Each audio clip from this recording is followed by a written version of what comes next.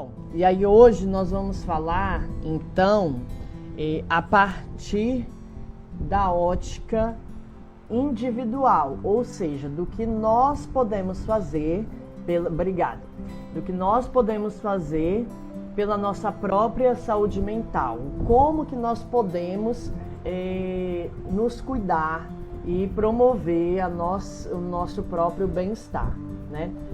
E aí, para começar, a gente precisa dizer que saúde mental, a forma como nós experienciamos esse bem-estar, ele está relacionado o quanto você investe em si e para si, ou seja, o quanto você provoca o autocuidado, né? Você faz coisas para cuidar de si, né?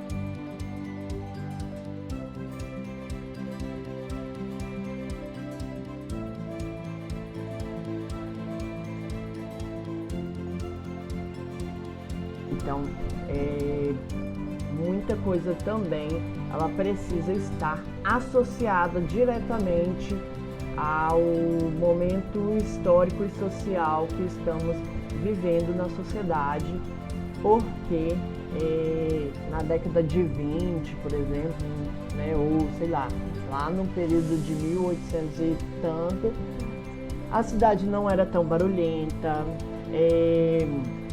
as pessoas não tinham pressa para tudo e para todas as coisas, não existia tão desenvolvida a tecnologia, então o acesso à informação, a forma como as coisas chegavam até as pessoas era totalmente diferente.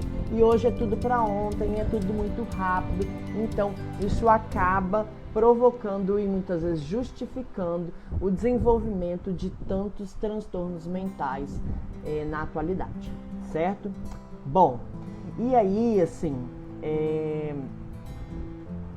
uma coisa para a gente comentar então é que não existe uma forma correta ou uma forma somente de você cuidar de si, né?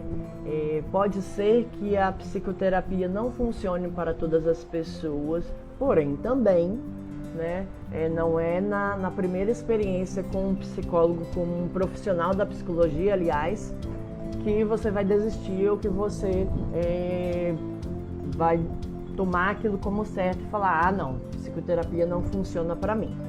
Não é assim. Então, mas todas as dicas que eu darei aqui hoje, é sempre bom a gente lembrar que o caso a caso ele precisa ser analisado. Por exemplo, um autocuidado cognitivo, meditar. Meditar não é uma coisa que todas as pessoas sabem ou gostam de fazer. Então, não funciona para todas as pessoas, né?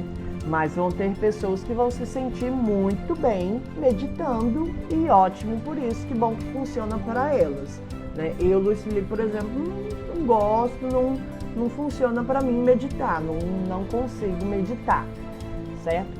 Então, o caso a caso ele precisa ser considerado justamente porque vai ter coisa que funciona para o fulano e vai ter coisa que não funciona para ciclano.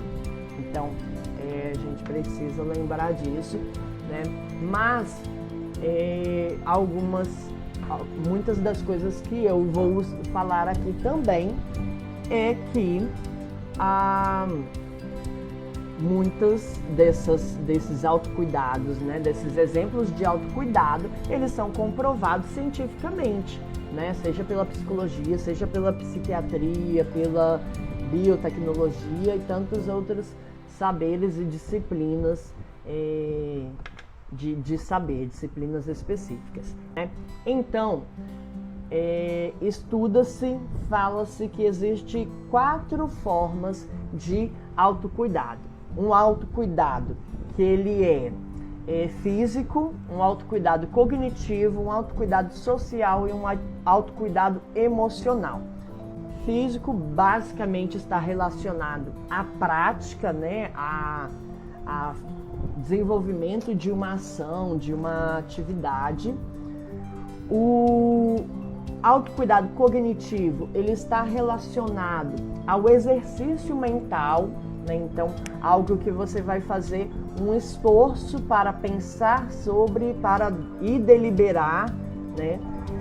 Um autocuidado social, ele está relacionado à interação, ele está relacionado a relacionamento, né? Inter-relação com os outros. E um autocuidado emocional é você com você mesmo, com a sua consciência, o seu ego. Então, temos o autocuidado físico, como descansar, dormir, comer bem, se alimentar bem, né? Fazer exercícios, até fazer sexo, né? Nadar, tomar sol. São alguns dos exemplos que eu posso citar aqui hoje, mas que são milhares, né? Porque descansar, além de ser descansar, dormir, comer, além de serem necessidades fisiológicas, provoca e promove a homeostase do nosso corpo, ou seja, o equilíbrio que nós precisamos ter para ter energia suficiente para o desenvolvimento das nossas atividades, para se manter em pé, para conseguir fazer as nossas coisas, né? Sem um corpo sem descansar, ele não vai ter energia suficiente nem força para provocar, né, mudanças no ambiente, ou seja, fazer as coisas, né?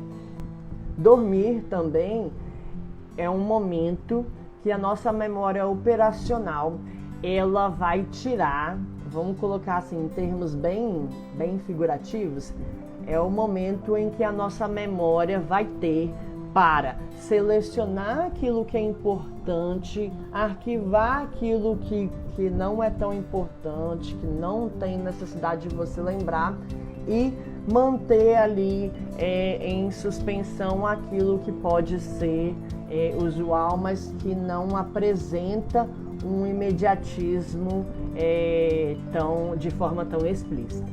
Então, é um momento que a nossa memória mais vai trabalhar. Você está descansando, a sua memória está lá, seus divertidamente estão lá, né, pipocando e trabalhando bastante, porque é o principal momento em que vai ocorrer o armazenamento de memórias e de aprendizados, né, de conceitos mentais, de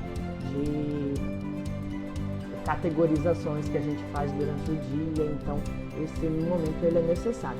Fazer exercícios, gente. Fazer exercício é uma coisa que provoca a sinapse e que a gente consegue liberar dopamina, serotonina e noradrenalina, que são alguns dos neurotransmissores responsáveis pelo prazer, pela energia e pela...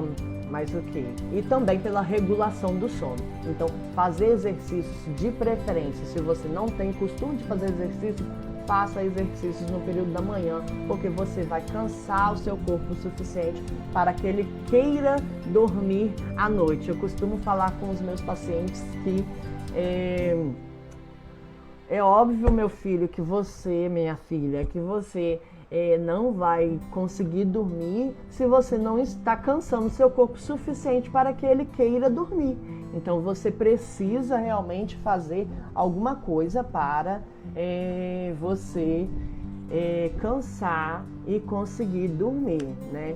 Pessoas ansiosas têm muito problemas com a questão da insônia, e é inclusive porque o pensamento delas não para, a todo momento é uma coisa substituindo a outra, e geralmente coisas negativas, coisas, né, que diminuem, deprimem a sua vontade de fazer as coisas. Mas essas pessoas também podem fazer exercícios físicos, assim como casar com a sua alimentação, né? É uma alimentação com menos carboidrato, menos calórica, para que ela possa, ela não sobrecarregue o seu corpo de uma forma negativa, sobrecarregue o seu corpo de uma forma positiva através do exercício físico. E fazer sexo não preciso nem desenrolar muito, né? Mas além de ser uma necessidade física, também vem junto a uma imposição social e também ajuda a regular alguns desses neurotransmissores que eu fui falando anteriormente. Então, é importante. Uma coisa bacana de falar sobre fazer exercícios físicos é que é uma das coisas que a gente precisa problematizar a ideia de que exercício físico é só puxar ferro na academia. Talvez eu esteja falando uma coisa que é muito óbvia, mas quando se fala em fazer exercícios físicos, muitas pessoas já fazem a associação imediata a puxar ferro na academia. A academia não funciona para todo mundo, não é todo mundo que gosta de academia. Então, rompam essa ideia de que fazer exercício físico é puxar ferro na academia e ir para academia. Não, você pode ter a ideia de que exercício físico é só puxar ferro na academia. Talvez eu esteja falando uma coisa que é muito óbvia, mas quando se fala em fazer exercícios físicos, muitas pessoas já fazem a associação imediata a puxar ferro na academia.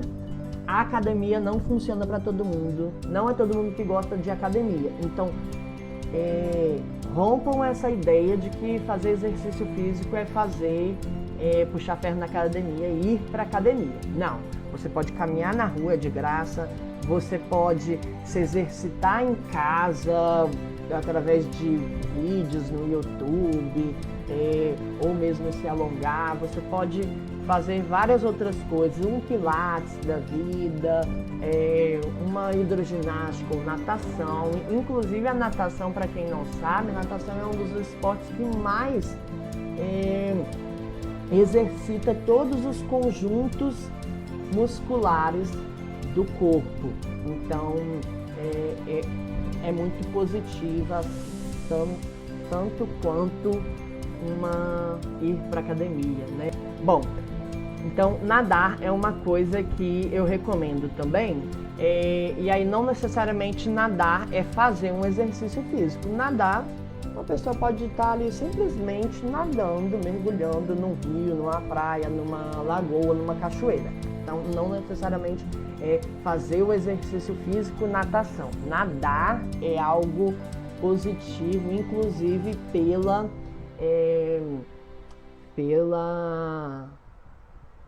pelo contato com a natureza, né? Com a água, pelo contato com os outros elementos também, e também com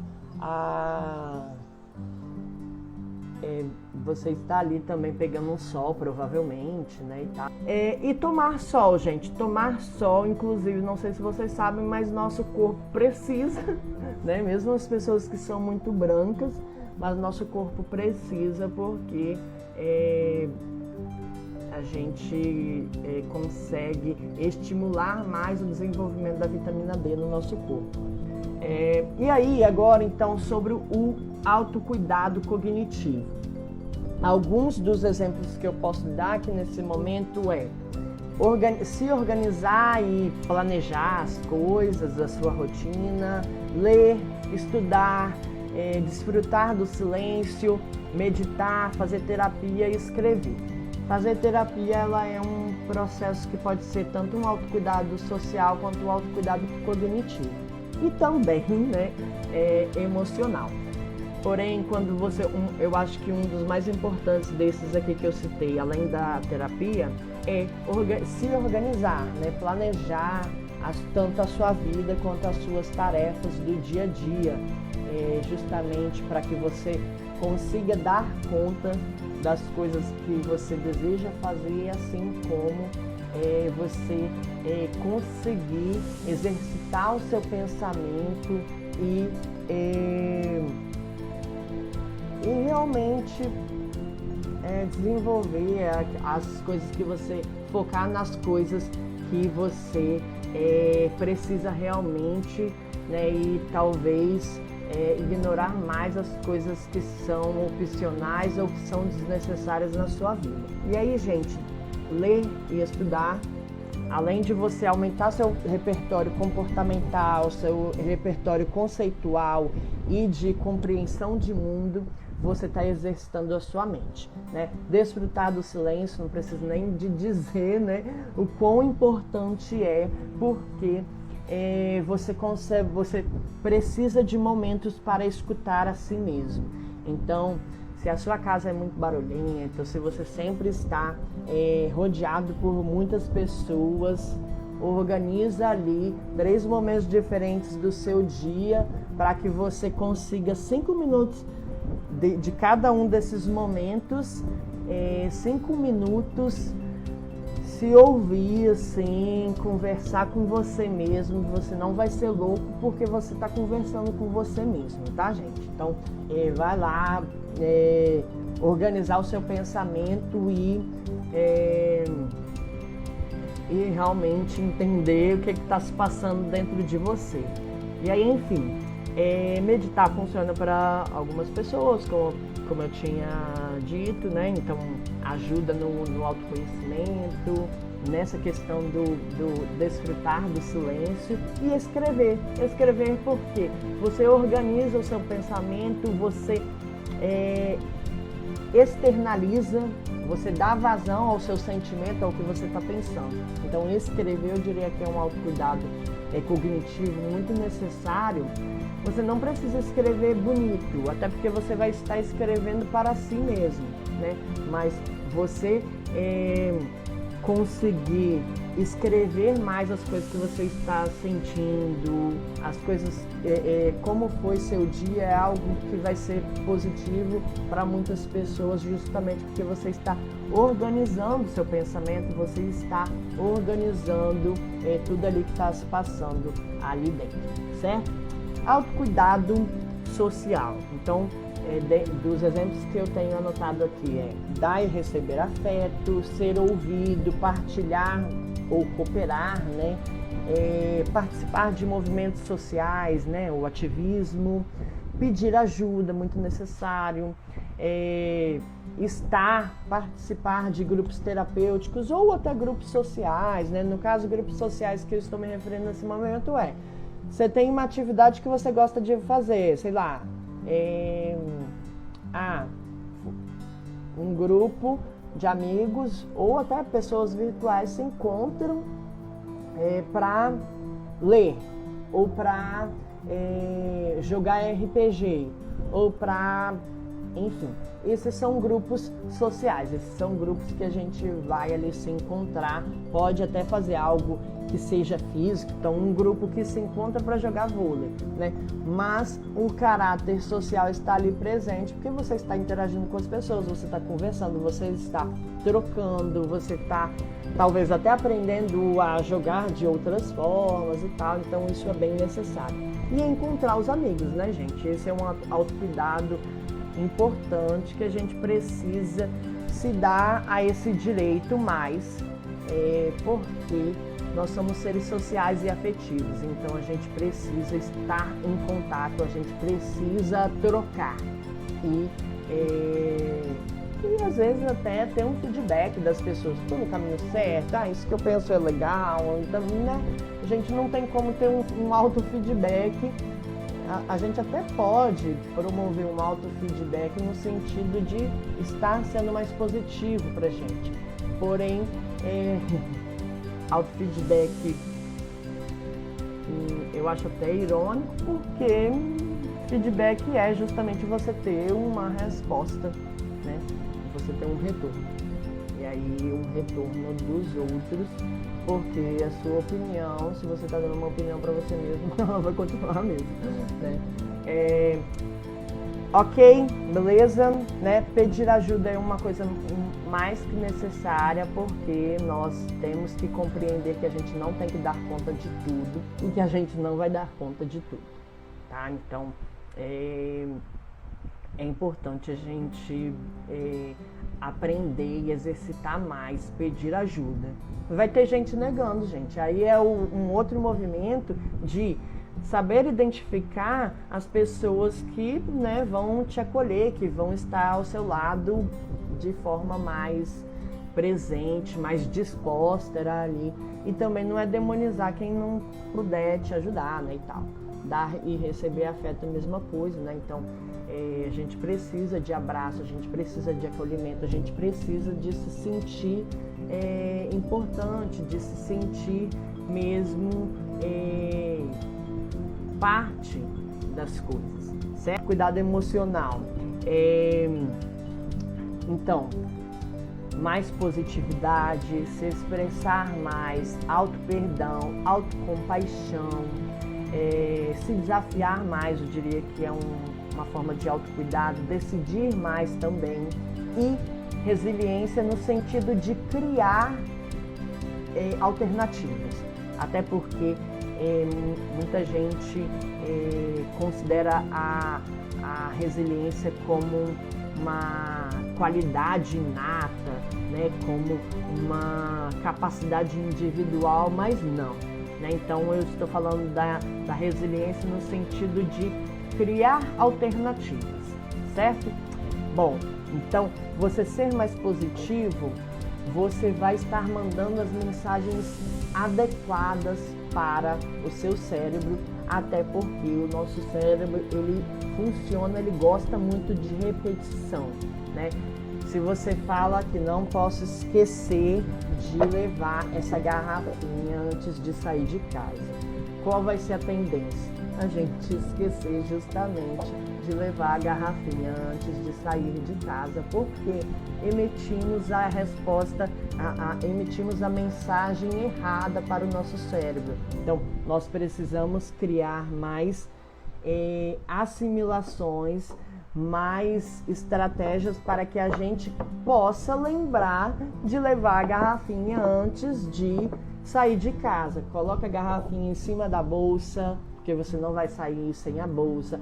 Coloca a garrafinha do lado da chave do carro, porque você vai